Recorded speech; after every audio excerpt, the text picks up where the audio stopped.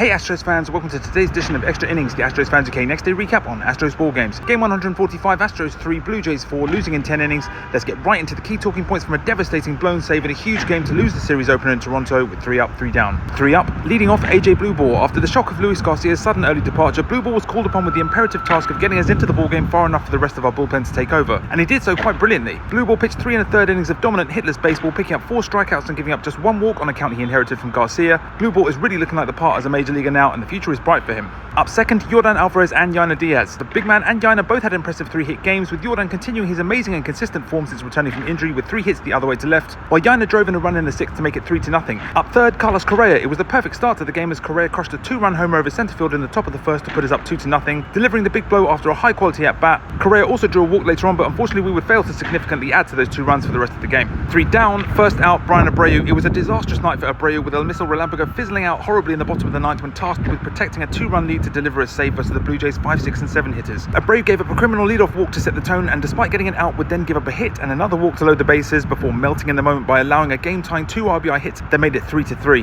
Abreu recovered to prevent a 9th inning walk-off, but had unfortunately completely failed in his job as standing closer. He's a brilliant pitcher, no doubt about that whatsoever, but he's just not a closer. Josh Hader's injury has been a hammer blow to us. Second out, Jose Altuve. If Abreu had a disaster, Altuve had a nightmare, one that got worse and worse as the game neared its conclusion. After an earlier base hit had raised hopes that Altuve might be able to start an upturn in form, the little boss made 2 utterly atrocious, totally avoidable errors in extra innings that effectively caused us to lose the game, which shockingly were the result of a lack of hustle. Firstly, as the man at second base in the 10th, Altuve wrongly assumed he could run fairly leisurely to third on a ground ball to first from Victor Caratini, which allowed Vladimir Guerrero Jr. to laser a throw to third base and get Altuve as the out instead. And secondly, Altuve was nowhere near sharp enough in the bottom of the 10th when fielding a grounder himself from Guerrero Jr., taking far too long to make the throw to first and leaving Craig Kimbrell facing the winning Manfred at third with no outs instead of 1. It was a horrible night for the living legend, and if I was Joe Espada, I would sit Altuve for the next game or 2. Absolutely not as a punishment, but just to completely clear his head and allow him to reset. We need the real Altuve out there in these last 2.5 weeks, as this wasn't him. Third out, Christian Walker. It was incredibly frustrating to watch Walker in this one, as while he did pick up a hit earlier in the game as well, it would largely be remembered instead for his strikeout to strand the bases loaded in the 7th and a pop-up in extra innings. A couple of extra points to finish on. Injury misery. A major headline was Luis Garcia's instant departure from the game after a pitch in the 2nd, immediately motioning to the dugout that his elbow/forearm wasn't right.